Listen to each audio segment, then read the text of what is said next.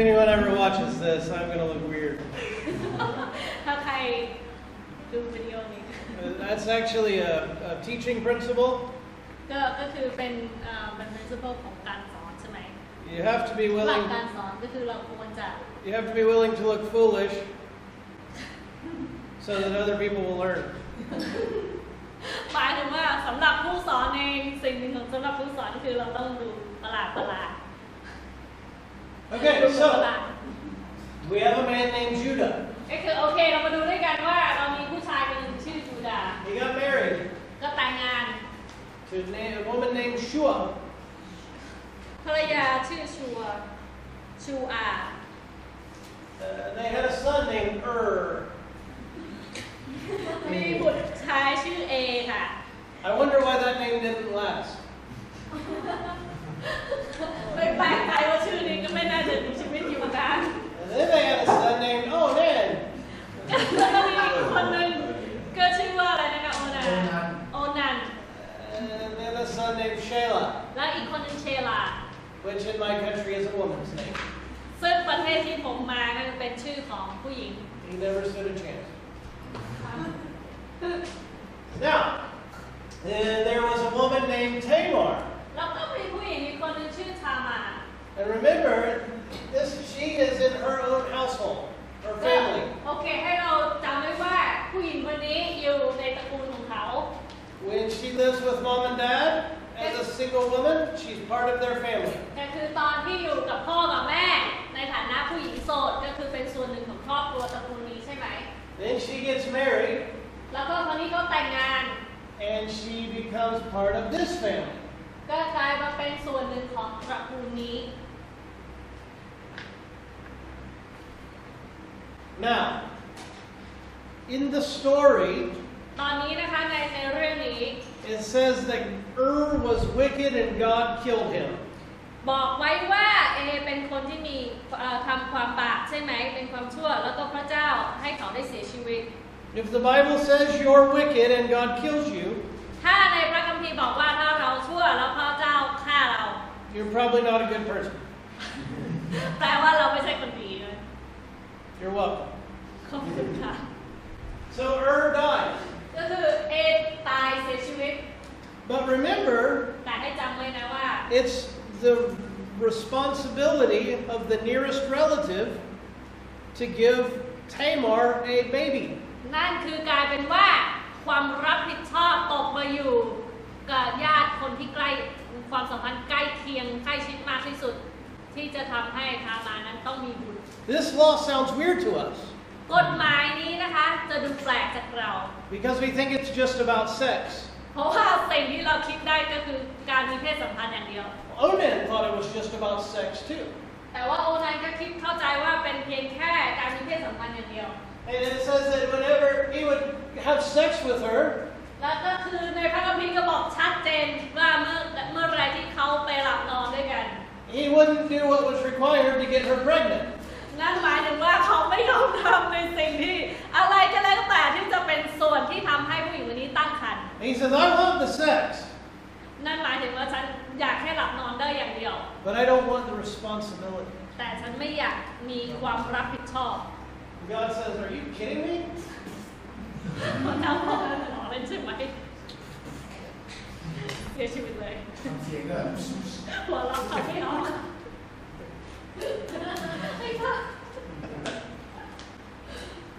Judah, ยูดาห์ he's looking at this situation. ก็เลยมองดูปัญหานี้ Now, he's like every other dad. เขาก็เป็นเหมือนพ่อคนหนึ่ง How many of you know someone whose kid is not really the best kid?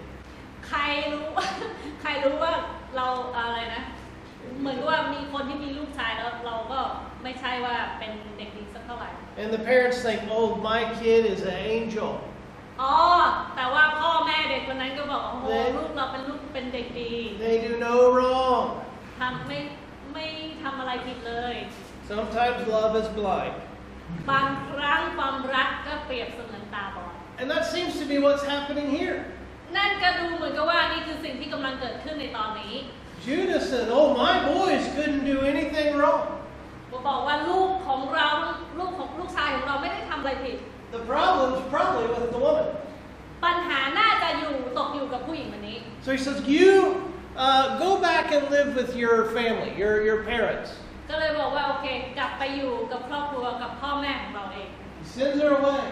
ก็เลยส่งผู้หญิงคนนี้ออกไป to live with mom and dad. ให้อยู่กับพ่อแม่ของเขา The law still applies. แต่ว่ากฎหมายก็ยังเป็นกฎหมายยังบังคับใช้อยู่ So just wait there until my youngest son is old enough to wed. ให้ไปรออยู่ที่นั่นจนกว่าลูกชายคนเล็กสุดเนี่ยจะโต But time goes on, แต่เวลาก็ผ่านไป and Shayla grows up. ก็ไอเชล่าอะไรก็โตขึ้น But Judah never said, Tamar, come get married again. แล้วก็แต่ยูดาห์ก็ไม่เคยพูดว่าโอเคพามากลับมาแล้วแต่งงาน And Tamar saw this. แล้วก็พามาก็เห็นเรื่องนี้แล้ว Now, Judah's wife died, โอเคตอนนี้ภรรยาของยูดาห์ก็เสียชีวิต and this is where our story leaves us. ก็คือนี่คือสิ่งที่พระคัมภีร์ทิ้งเราไว้อยู่ตรงนี้ We'll go on our break and come back. เดี๋ยวเราจะพักเบรกแล้วก็กลับมา We'll talk about how this story ends. เดี๋ยวเราจะมาคุยถึงเรื่องนี้ว่าเรื่องนี้จบลงยังไง And this is going to help us start to see more of how their culture worked. เราจะได้เห็นกันว่าวัฒนธรรมของคนเหล่านี้ตอนนั้นทำงานยังไง We're going to look at the book of Hosea as well. แล้วก็เราจะดูถึงหนังสือเรื่องของโฮเซยาด้วยเหมือนกัน Right, so if you need to kind of reread some of this during the break, you can. ถ้าเราจะย้อนกลับมาอ่านเรื่องนี้ระหว่างพักเราก็ได้ But we'll go ahead and take that and we'll come back and finish our time together แต่ว่า today. เดี๋ยวเราจะพักเบรกก่อน Yeah. All right, so.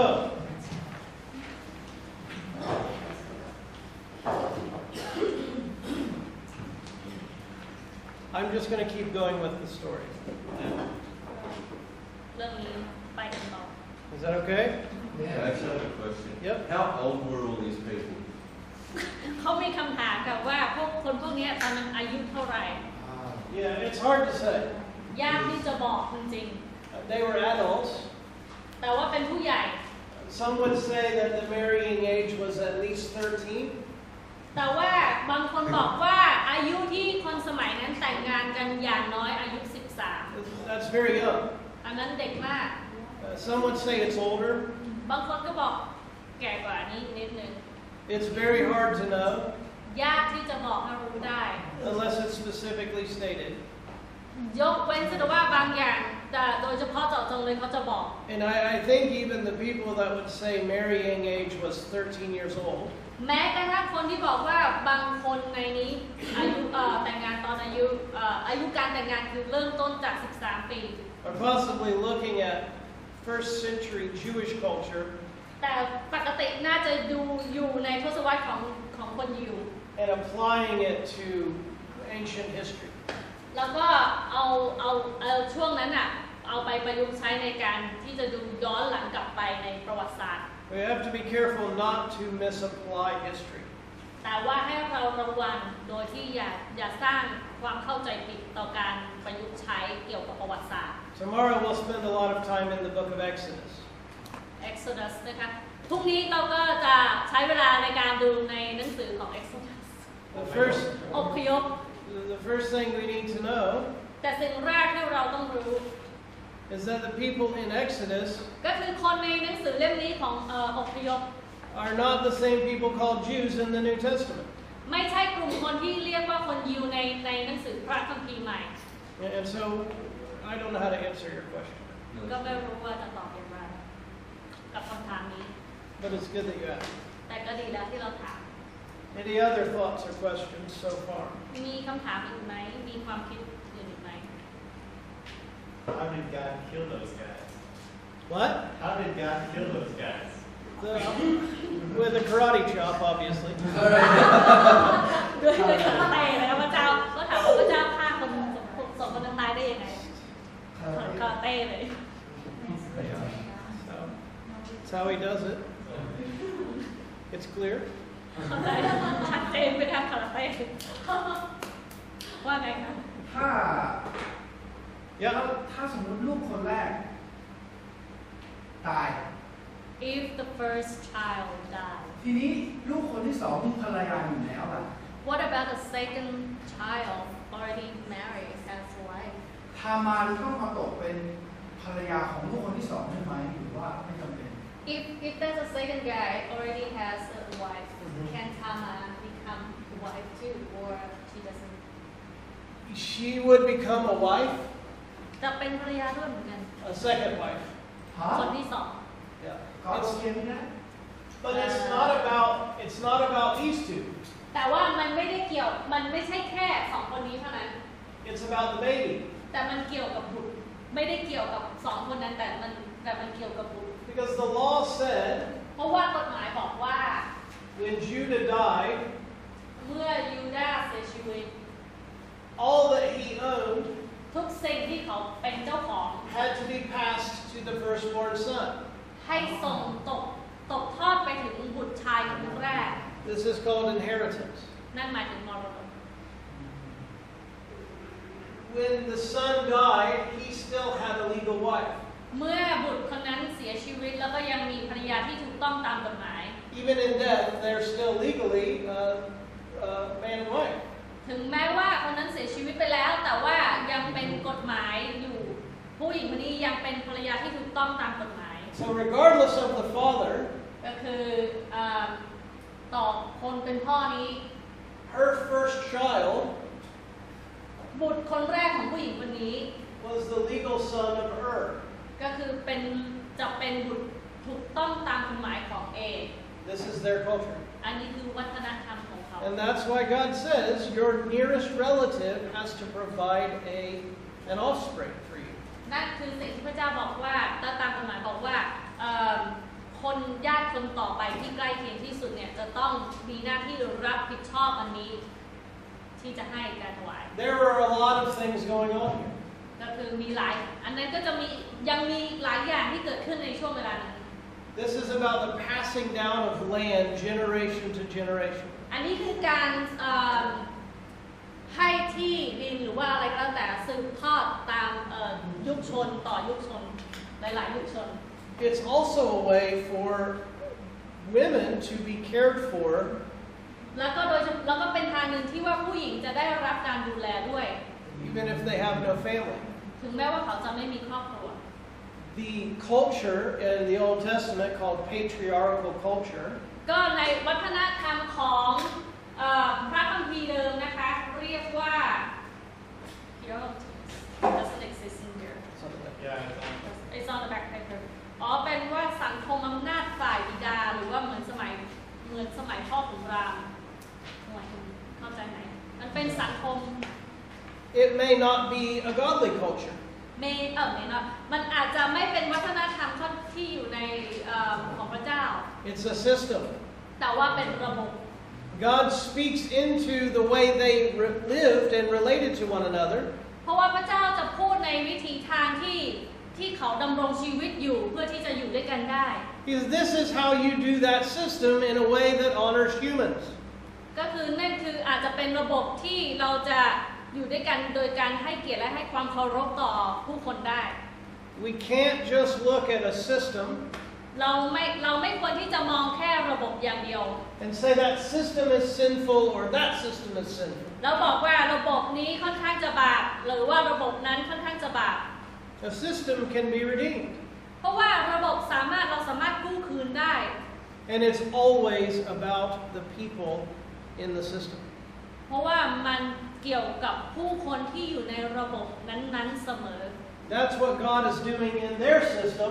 นี่คือสิ่งที่พระเจ้ากำลังทำในระบบของคนเหล่านี้ A system that could easily let women be uncared for. Uncared for. uncared for ก็คือเป็นระบบที่ make sure the woman Their system could let women die of starvation. เพราะว่าระบบของคนเหล่านี้เข้าใจแล้วค่ะระบบของคนเหล่านี้นะคะตอนนั้นอาจจะทำให้ผู้หญิงเนี่ยอดอาหารจนตายหรือว่ายากจนตายเลยก็ได้ In the natural way, there was no one responsible for women or orphans. เพราะว่า ตามธรรมชาติแล้วไม่มีใครจะมารับผิดชอบผู้หญิงหรือว่าเด็กที่เป็นกำพร้า God said that's not okay. แต่ว่าพระเจ้าบอกว่าอันนั้นไม่โอเค These people are supposed to care for one another. เพราะว่าคนเหล่านี้ควรที่จะให้ความเขาเรียกอะไรดูแลซึ่งกันและกัน So he built into their law เพราะว่าพระองค์ก็เลยสร้างอันนี้ขึ้นมาอยู่ในกฎหมายของเขา rules that caused them to care for one another. กฎที่ทำให้พวกเขาเหล่านี้ใส่ใจซึ่งกันและกัน So this may seem a little weird to us. อันนี้นะคะอาจจะทำให้เราดูแล้วรู้สึกว่ามันประหลาด But remember, God is speaking into something that already existed. แต่ว่าให้รู้ว่าพระเจ้ากำลังพูดถึงในสิ่งที่มันเกิดขึ้นอยู่แล้ว So Judah sends Tamar home. ก็คือยูดาห์ก็ส่งทามากลับบ้านใช่ไหม Now what happens next is strange, but it's very telling for us. แต่สิ่งที่เกิดขึ้นตามมานะคะมันอาจจะดูประหลาดอย่างมากแต่ว่ามันค่อนข้างจะโดดเด่นเหมือนกัน It's very important. แล้วก็สำคัญด้วย Judah, whose wife died, goes to shear his sheep or shave them and collect their wool. ก็คือ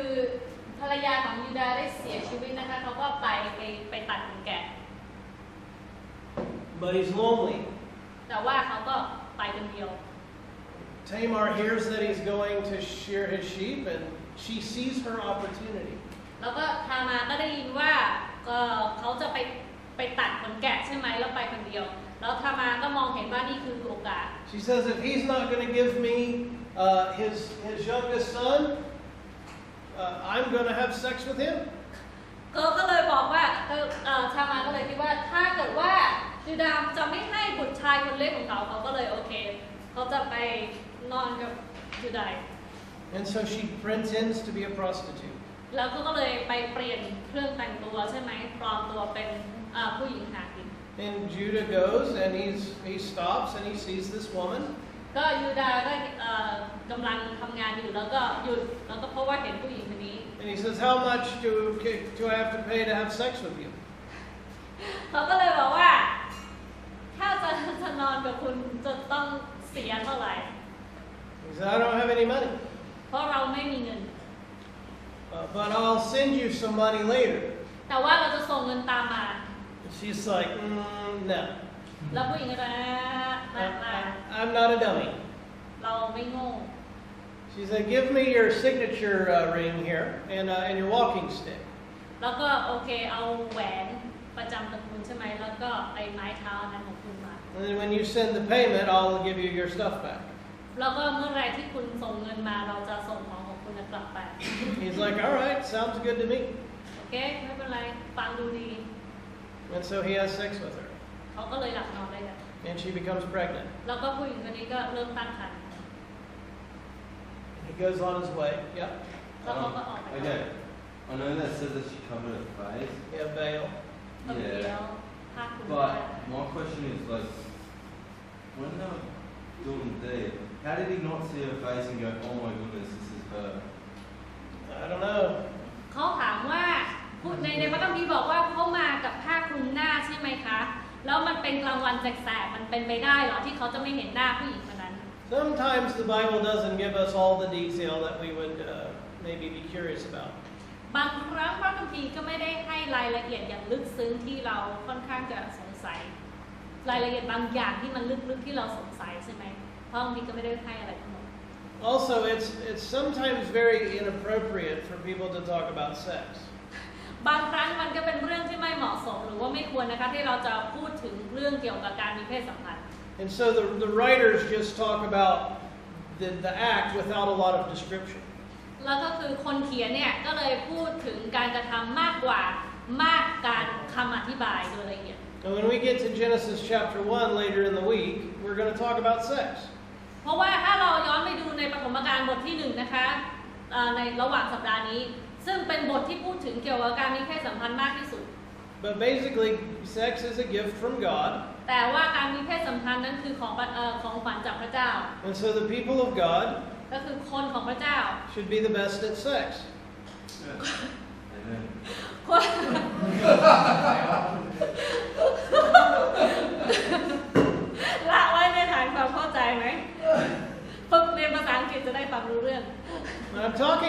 like this on purpose. แต่ว่าพูดโดยจริงๆเมื่อกี้บอกว่าเพราะฉะนั้นคนของพระเจ้าควรที่จะเป็นคนที่มีความรู้เรื่องนี้ดีที่สุดและเหตุผลที่พูดเรื่องนี้พูดอย่างมีเหตุผลด้วย Sex is one of the primary ways the enemy will attack us. เพราะว่าการมีเพศสัมพันธ์นั้นเป็นสิ่งเดียวเป็นสิ่งหนึ่งที่ศัตรูส่วนใหญ่ที่จะทำลายเรา There's a lie that says we shouldn't talk about sex in church, it's inappropriate. เพราะว่ามีคำโกหกนะคะที่บอกเราว่าเราไม่ควรที่จะพูดถึงการมีเพศสัมพันธ์ในโบสถ์เพราะมันเป็นเรื่องที่ไม่เหมาะสมหรือไม่ควร That smells like smoke.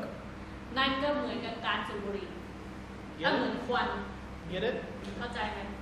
Because it's straight from the pit of hell.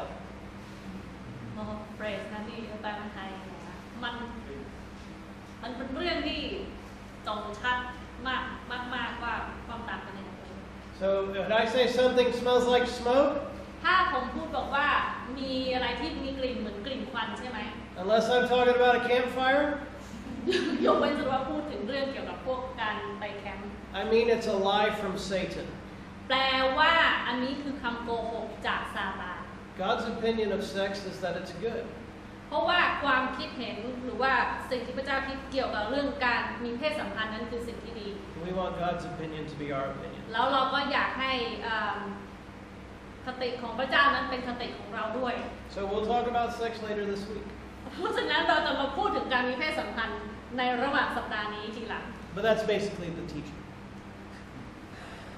I gave it away. ก็คืออันนั้นก็เป็นเรื่องพื้นฐานในการสอน So we don't have a lot of detail here. แต่ว่าสรุปก็คือเราไม่ได้มีรายละเอียดมากมายในตรงนี้สักเท่าไหร่ Somehow he didn't know. She kept the basket. I don't know. สรุปแล้วก็คือยูดาห์ไม่รู้ไม่รู้ตอนนั้นว่าเกิดอะไรขึ้น So he goes on his way and he starts to ask the people in the city where he goes. ก็ยูดาห์ก็เริ่มออกเดินทางก็เริ่มถามหาผู้คนในเมืองที่เขาไป How do I send money to this prostitute? ว่าเขาจะส่งเงินให้กับผู้หญิงที่เป็นผู้หญิงหากินคนนั้นยังไง And they're like, there's no prostitute there.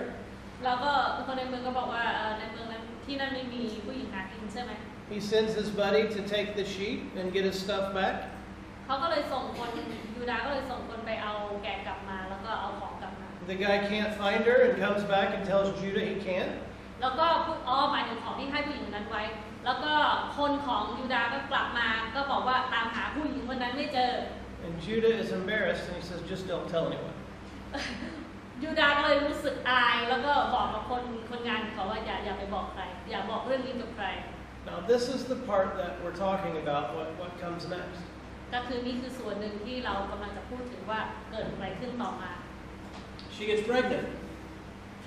ผู้หญิงคนนี้ตั้งครรภ์ใช่ไหม And the people of the town find out. แล้วก็คนในเมืองก็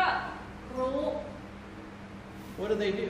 พบว่าคนผู้หญิงคนนี้ตั้งครรภ์แล้วพวกเขาทำยังไง ฟ้อง What? กลับมาฟ้อง Yeah, they report. And who do they report to? แล้วเขาไปฟ้องใคร ฟ้องยูดาห์ Yeah. They say, Judah, look,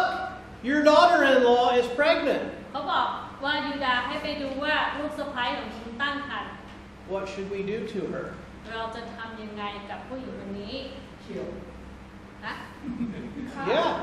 have to kill ก็ because คิวอ๋อ Why? Why do you say that? because it's กฎหมายเขาควรรอลูกคนเล็กไม่ใช่เหรอ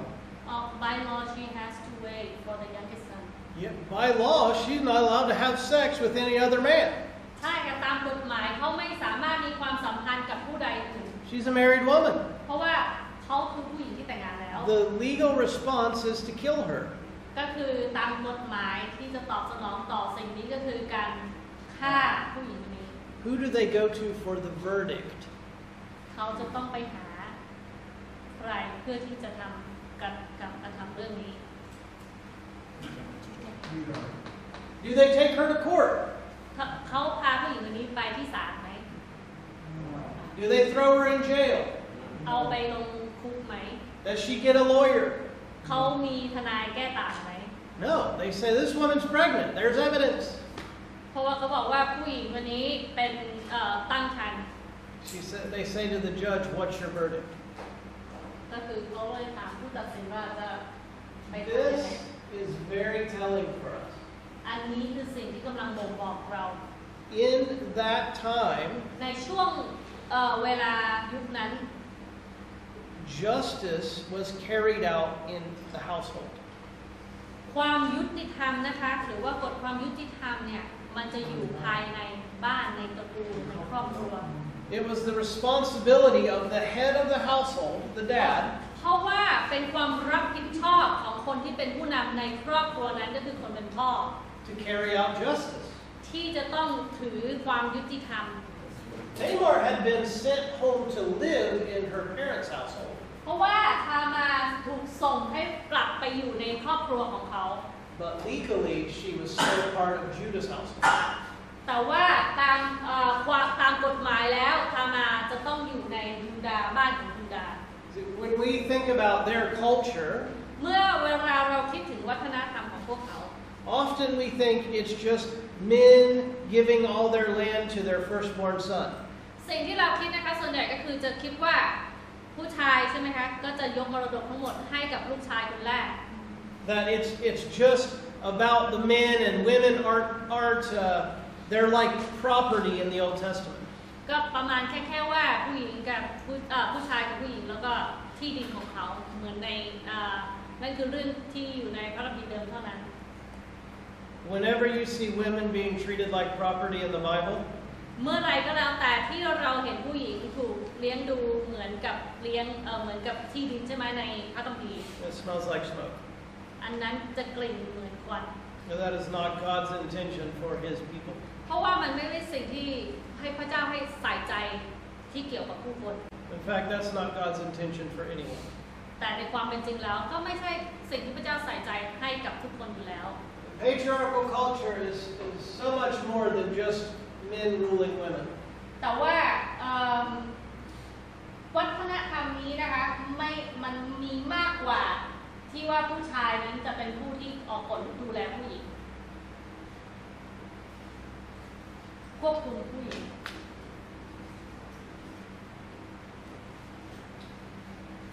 So Tamar has a baby, and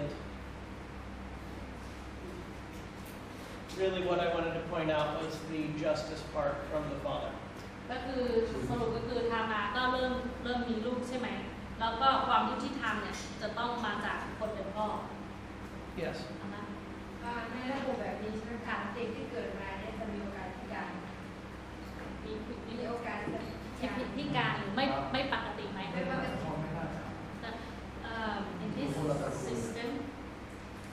the child would they born disability Probably not. It just depends. There's no indication that this child was born with a disability. Is she talking about because of incest? Yeah, all the things on the law. Well, the child, whoever, not just her, was born disability because of the same family. Well, Tamar wasn't part of the same family. She was married in. อ๋อไม่ค่ะใช่ไม่ได้มาจากครอบครัวเดียวไม่ได้มาจากเชื้อสายตระกูลเดียวกันใช่เพราะว่าผู้หญิงคนนี้แค่เป็นสะใภ้มาจากอีกตระกูลหนึ่ง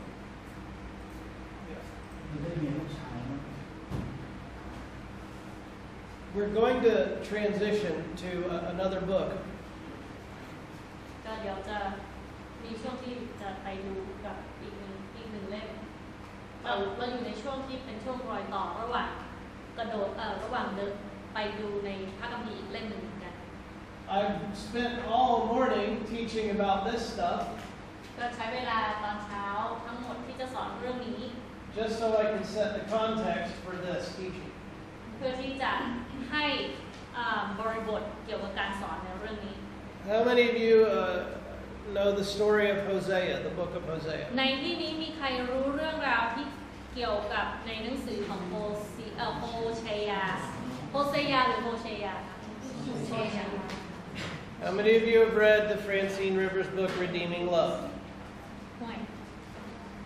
ภาษาในเล่มนั้นไม่รู้มีการแปลหรือเปล่านะคะเกี่ยวกับว่าความรักที่ได้ถูกการกู้คืนแล้วในที่นี้ใครได้อ่านไหมเป็นหนังสือแปลถ้ามีคนแปล Anyone? ไม่มี Good. มีนี่แต่ I have. Very hard standard to live up to. I'm just going to tell you the story. ก็เดี๋ยวจะเล่าเรื่องนี้ให้ฟัง This is the Jonathan version.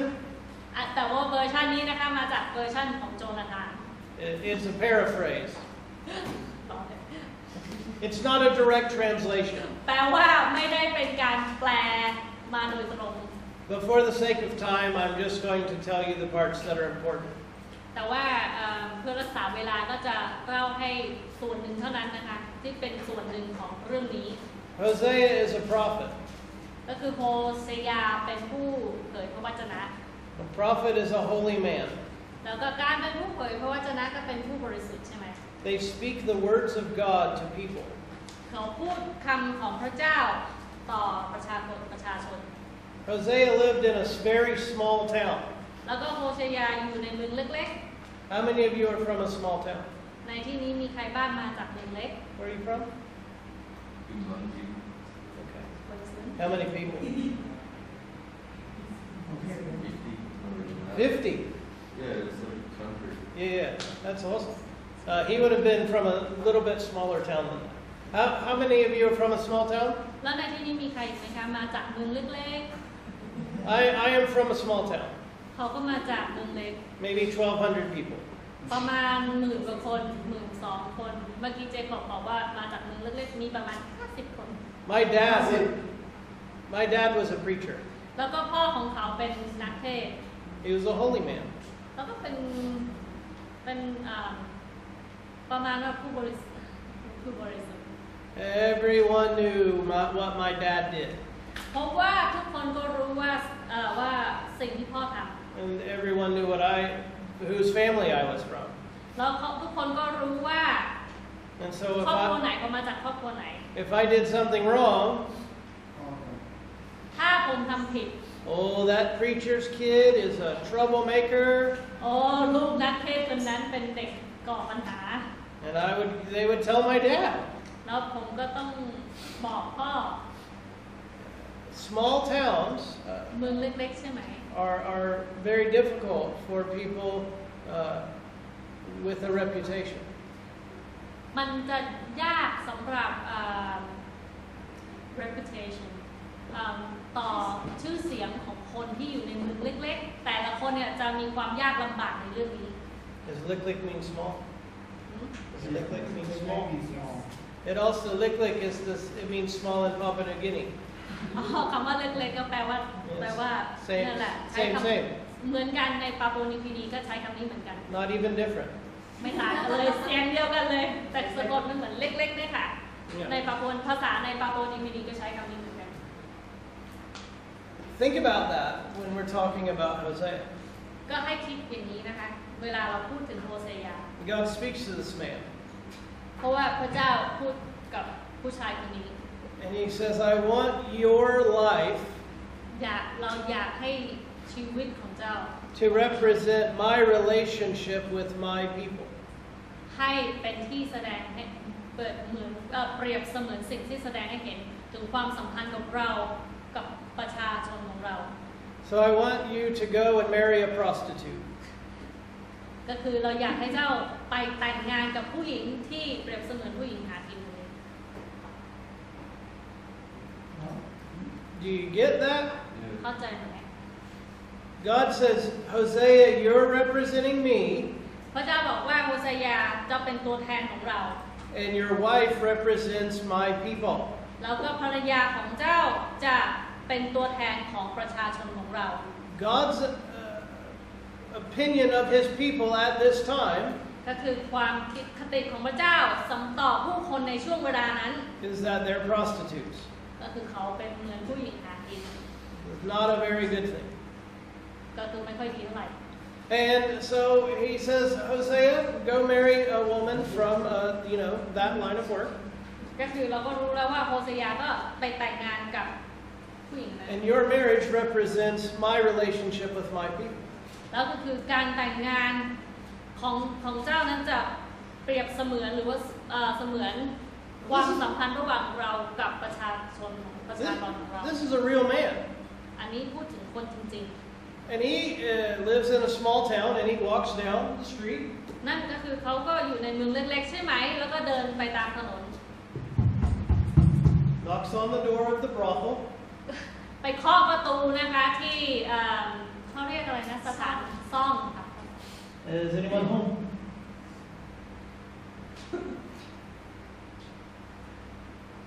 มีคนอยู่ไหม And he says, I would like, he meets this woman named Gomer. หึ He meets a woman named Gomer, ก็เขาพบกับผู้หญิงที่ชื่อโกเมอร์ and she's a prostitute. โกเมอร์ค่ะในนี้แล้วก็ผู้หญิงคนนี้เป็นผู้หญิงให้บริการใช่ไหม Now, Hosea is well known in his community. ก็ตอนนี้ก็คือโฮเซยาเป็นผู้ที่ได้รับการรู้จักนะคะในชุมชนของเขาในเมือง He was respected. แล้วทุกคนก็ให้ความเคารพ God says, I want you to lay down your reputation พระเจ้าบอกว่าให้เจ้าวางหน้าตาของเจ้าไว้ความเป็นหน้าเป็นตาของเจ้า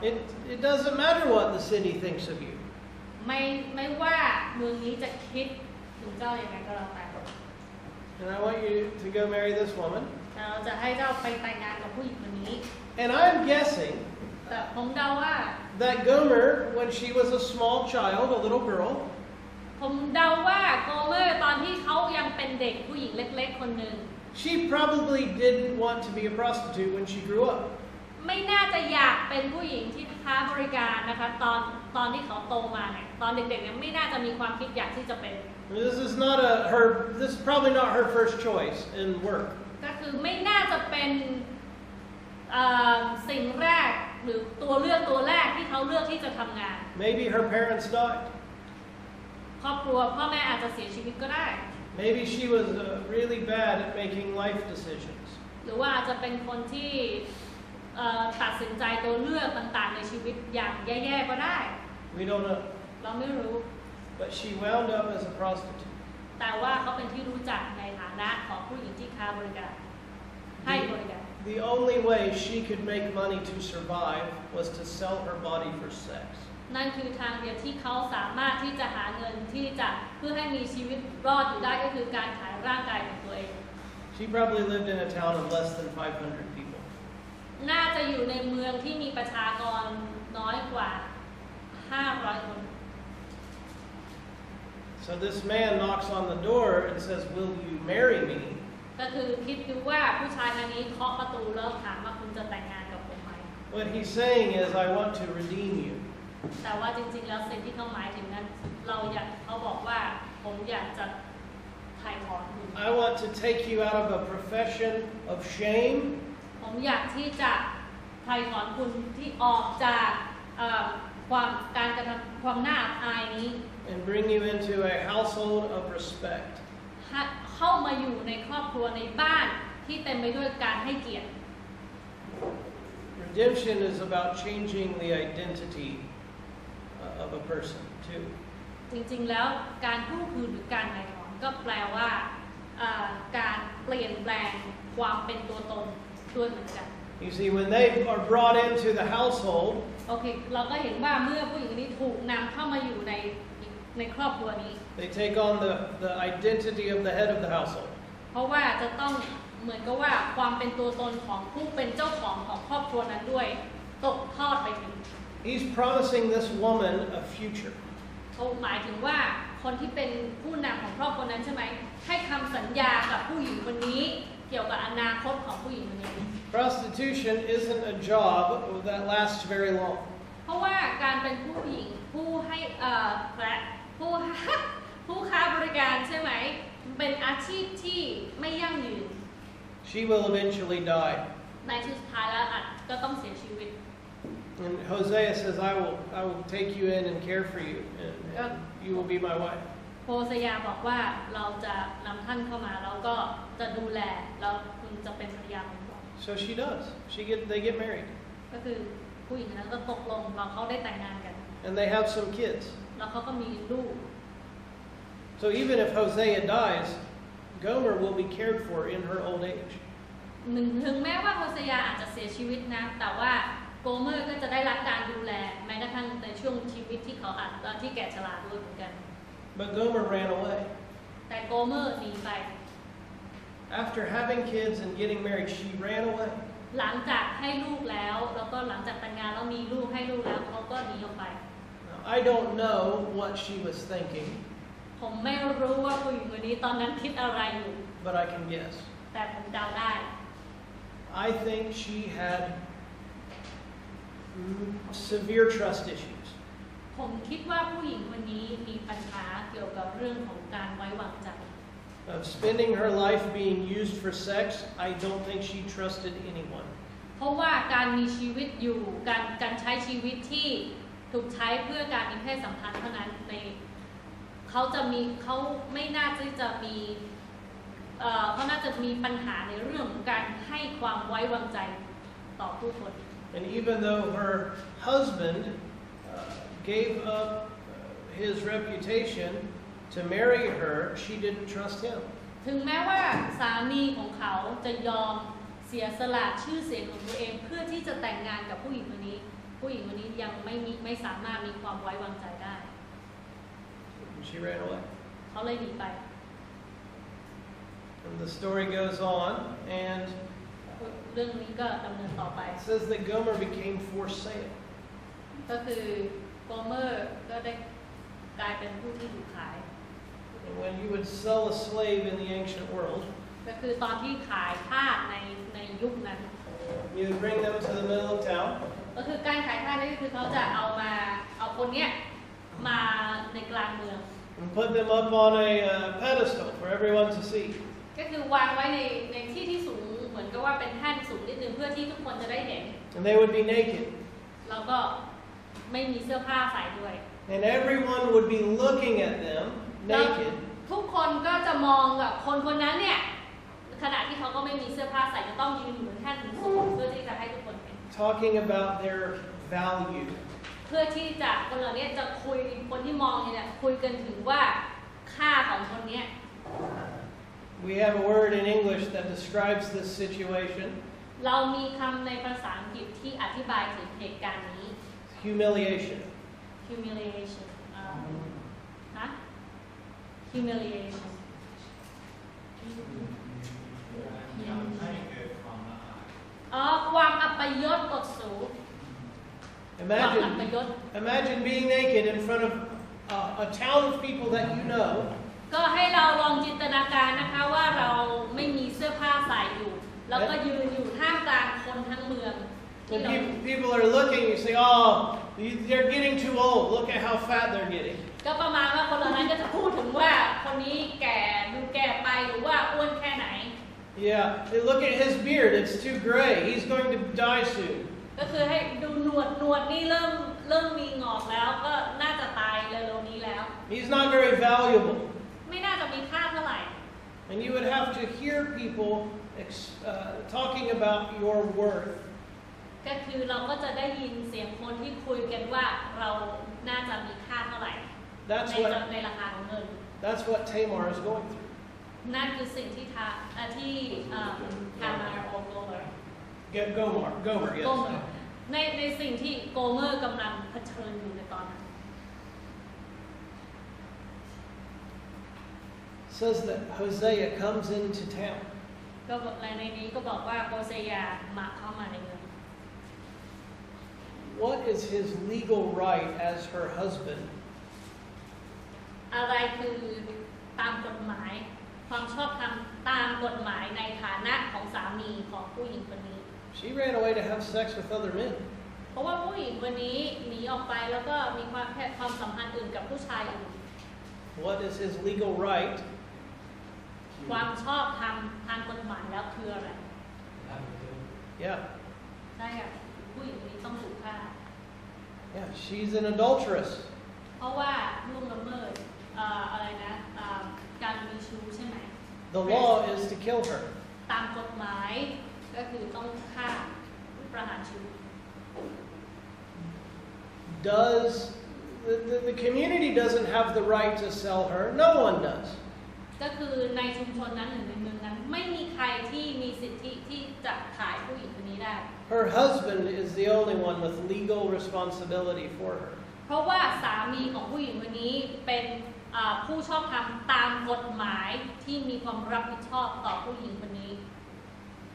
Now, what happens next is crazy. สิ่งที่ดูเหมือนจะบ้าคลั่งมากที่สุดที่เกิดขึ้นหลังจากตอนนี้คืออะไร Hosea brings all the money and resources that he has. แล้วก็คือโฮเซยานะคะเอาเงินทั้งหมดหรือว่าสิ่งของมีค่าทั้งหมดที่เขามี Says he brings some silver and some barley. ก็คือเอาเงินแล้วก็มีอันหนึงใช่ไหมคะของที่มีค่านั้นมาด้วย A poor man's grain. หืม A poor man's grain. That's what barley is. อ๋อโอเค And ในนี้แปลว่าอะไรเนาะ poor man he doesn't have a lot of money. เป็นข้าวของ พวกข้าวของของผู้ชายคนหนึ่งที่ยากจนขอบคุณค่ะ Essentially, he brings everything that he has. สุดท้ายแล้วก็คือผู้ชายเขาเอาทุกสิ่งทุกอย่างในชีวิตที่มี And for a woman who doesn't trust him, เพื่อผู้หญิงคนหนึ่งที่ไม่มีความไว้วางใจเขา who would rather run away and be a prostitute than be married to him, ที่จะเลือกผู้หญิงคนนี้ที่เลือกที่จะหนีออกไปแล้วก็เป็นผู้หญิงค้าบริการแล้วก็มีผู้ชายอื่นมากกว่าการที่จะเป็นผู้หญิงที่อยู่ในการสมรส and I will tell you, women, there is nothing that will hurt a man more than what she did to him. ก็สำหรับผู้หญิงก็รู้ว่าไม่มีสิ่งใดที่สามารถทำให้ผู้ชายนั้นเจ็บปวดได้มากที่สุดเท่าที่ผู้หญิงคนนี้ทำ Nothing. ไม่มีอะไรที่จะมาทำให้ผู้ชายเจ็บปวดได้มากที่สุด He probably would have wanted to hurt her. เขาก็คงไม่อยากผู้ชายเขาก็คงไม่อยากที่จะทำร้ายผู้หญิงคนนี้ And instead, แต่แทนที่จะ he comes and when he doesn't have to, เขาไม่จำเป็นต้องทำอย่างนี้ก็ได้ he gives all of his money and all of his resources to buy her back. ก็คือผู้ชายคนนี้ให้เงินทั้งหมดแล้วทุกสิ่งทุกอย่างที่เขามีเพื่อที่จะซื้อผู้หญิงคนนี้กลับคืนมา He could have said, kill her, แทนที่เขาสามารถที่จะบอกว่าให้ฆ่าผู้หญิงคนนี้ก็ได้ because he's the rightful judge. เพราะว่าเขาเป็นผู้ที่มีสิทธิทางชอบธรรมผู้ตัดสินทางชอบธรรมได้ด้วย He could have said, get down and go back home. ก็สามารถบอกให้ผู้หญิงนี้ลงมาแล้วกลับบ้านก็ได้ You can't sell my wife. หรือว่าเราก็บอกว่าบอกกับคนเหล่านั้นว่าพวกเขาไม่สามารถขายภรรยาของเราได้ But Hosea does what he doesn't have to do. แต่ว่าโฮเซยาทำในสิ่งที่เขาไม่ทำก็ได้ไม่เป็นสิ่งที่ไม่จำเป็นต้องทำ Why do you think he does that? เราคิดว่าเขาทำอย่างนี้ทำไม For a couple of reasons. เพราะสองเหตุผล Number one, ข้อหนึ่ง God wanted this woman พระเจ้าอยากให้ผู้หญิงคนนี้ to know that she wasn't just a teaching lesson for Israel. พระเจ้าบอกว่าอยากให้ผู้หญิงคนนี้ไม่ใช่แค่เหตุผลเดียวที่พระองค์กำลังสอนอิสราเอล He wanted to give her a husband that loved her deeply. แต่ว่าพระองค์อยากให้สามีที่รักผู้หญิงคนนี้อย่างลึกซึ้ง Who was willing to give everything he had when he didn't have to. คนที่จะยอมสละทุกสิ่งทุกอย่างที่เขามีทั้งที่เขาก็ไม่จำเป็น But God also wanted to give us an understanding of what his relationship with his people is like eternally. และอีกเหตุผลหนึงก็คือพระเจ้าอยากให้เราได้เข้าใจว่าความสัมพันธ์ระหว่างพระองค์กับคนของพระองค์นั้นมีความหมายอย่างไรที่เป็นนิรันดร์ And he says, no matter how ugly my people are, ก็คือพระองค์บอกว่าไม่ว่าคนของเราจะน่าเกลียดชังแค่ไหน no matter how much they hurt me, ถึงแม้ว่าคนเหล่านั้นจะทำให้เราเจ็บปวดแค่ไหน no matter how much they run away from me, ถึงไม่ว่าพวกเขาเหล่านั้นจะวิ่งหนีจากเราไปมากแค่ไหน turn their back on me, ให้หันหลังกลับมาหรือว่าจะให้หันหลังให้กับเรา Bring shame to me. เอาความน่าอับอายให้กับเรา This is who I am. แต่ว่านี่คือคนที่เรานี่คือสิ่งที่เราเป็น The God who would give everything for a whore. พระเจ้าที่ให้ทุกสิ่งทุกอย่างเพื่อความเป็นทั้งหมดนี้ Is that your God? อันนี้เป็นพระเจ้าของเราใช่ไหม Do you relate to God in that way? เรามีความสัมพันธ์กับพระเจ้าแบบนี้หรือเปล่า Or do you fear God as a man of justice? หรือว่าเรากลัวพระเจ้าเป็นเพียงแค่ผู้ที่ตัดสิน Someone who is just waiting to crush you for every sin. ผู้ที่รอที่จะบดขยี้เราในความบาปทุกความบาปที่เราทำ Because if that's your God, อันนั้นเป็นพระเจ้าของเรา you have a lot of learning to do. เรามีการเรียนรู้หลาย ๆ อย่างที่เราต้องทำ The God of the Bible แต่ว่าพระเจ้าในพระคัมภีร์ของเรา is the creator of all life. เป็นผู้สร้างทุกสิ่งที่มีชีวิต He can do anything that he wants. พระองค์จะทำอะไรก็ได้ที่พระองค์อยากจะทำ He has the right to kill. We've seen it. He's done that. พระองค์มีสิทธิ์ที่จะฆ่าทุกสิ่งทุกอย่างก็ได้แล้วพระองค์ก็ทำมาแล้วด้วย God would always rather redeem than kill. แต่พระองค์ก็อยากที่จะกู้คืนไถ่ถอนมากกว่าที่จะฆ่า That's not just the God of the Old Testament. อันนี้ไม่ใช่เพียงแค่เป็นพระเจ้าที่อยู่ในพระคัมภีร์เดิมเท่านั้น That's your God. อันนั้นคือพระเจ้าของเรา The New Testament says through faith in Jesus Christ, ในพระคัมภีร์ใหม่บอกว่าผ่านทางความเชื่อในพระเยซู we have been redeemed, เราได้รับการกู้คืนแล้ว brought out of the household of Satan ออกจากครอบครัวหรือบ้านของซาตาน and into the household of God. เข้ามาอยู่ในบ้านของพระเจ้า That's your new identity. นั่นคือความเป็นตัวตนใหม่ของเรา You have been brought into the household of the great Father. เราเข้ามาอยู่ในบ้านตระกูลของพระเจ้าที่ยิ่งใหญ่ The Father who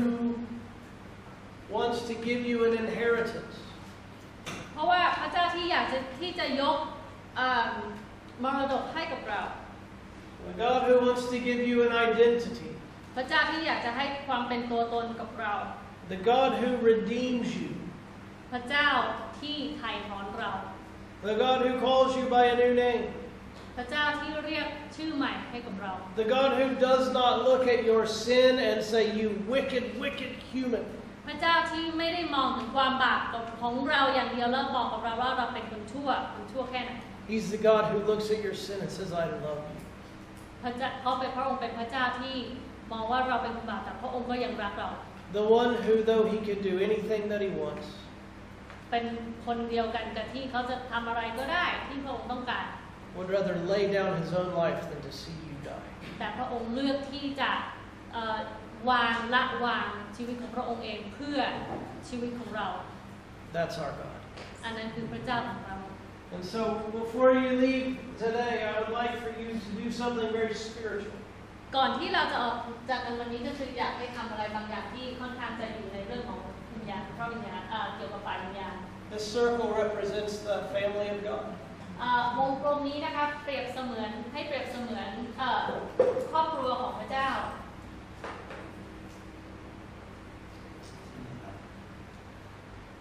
If you're in the family of God, I'd like you to come and put your name on the board. ถ้าเราคิดว่าเราเป็นอยู่ในครอบครัวของพระเจ้าให้เราออกมาแล้วเขียนชื่อเราในนี้ There are things God asks us to do มันก็มีบางสิ่งนะคะหรือว่าสิ่งที่พระเจ้าขอให้เราท physical actions. ำก็คือท่าทีทางกายภาพที่เราต้องท They're declarations of faith. ำมัน decoration มันเหมือนการเป็นสิ่งที่ประดับหรือสนับสนุนเกี่ยวกับความเชื่อ This isn't a way to get saved.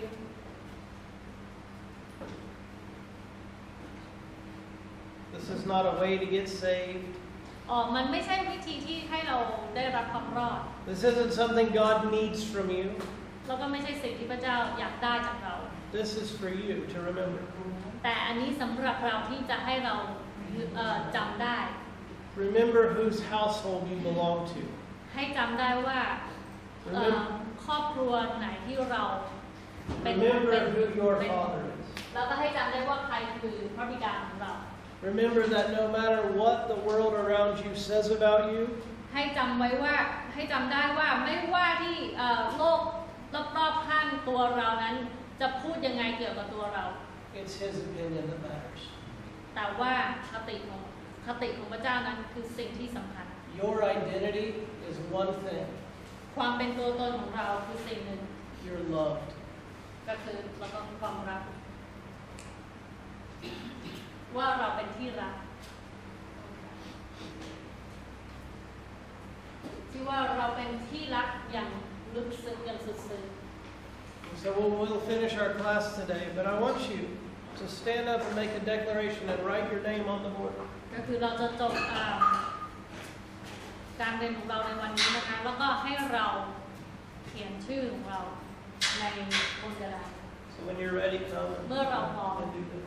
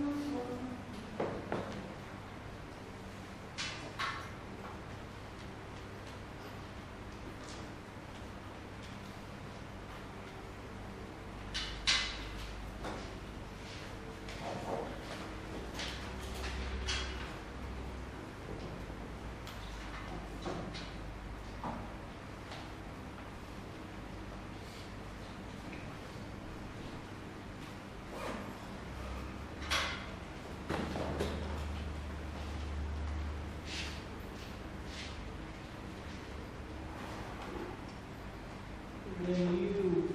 leave today, ตอนที่เราจะเดินไปวันนี้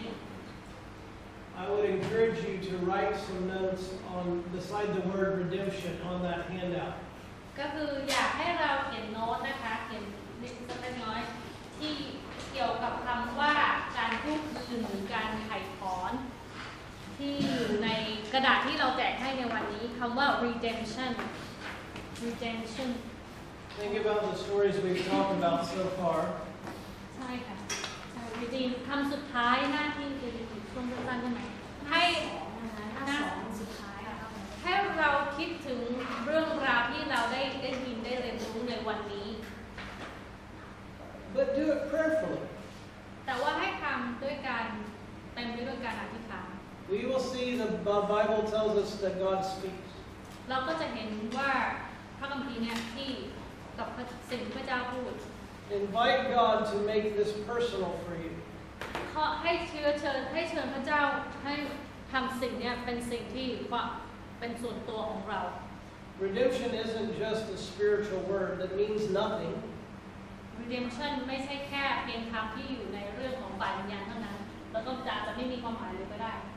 It means you've been brought into family, แต่ว่ามันหมายถึงการที่เราได้ถูกนำเข้ามาอยู่ในครอบครัว been given an identity, แล้วก็ให้ความเป็นตัวตนของเรา been given justice. แล้วก็ให้ความยุติธรรมกับเรา You've been paid for, paid by the highest price. แล้วเราได้ถูกจ่ายแล้วก็จ่ายด้วยค่าที่สูงที่สุด Ultimately, your worth is of infinite value, says the Lord your God. แต่ที่มากที่สุดนั้นก็คือการที่เรามีค่าอย่างมากมายสำหรับพระเจ้าอย่างไม่มีสิ่งใดที่เทียบได้ Allow Him to speak into that in the very depths of your heart. ให้เรายอมให้พระเจ้าที่จะพูดกับเราในเรื่องนี้ I'm done. เสร็จแล้วค่ะ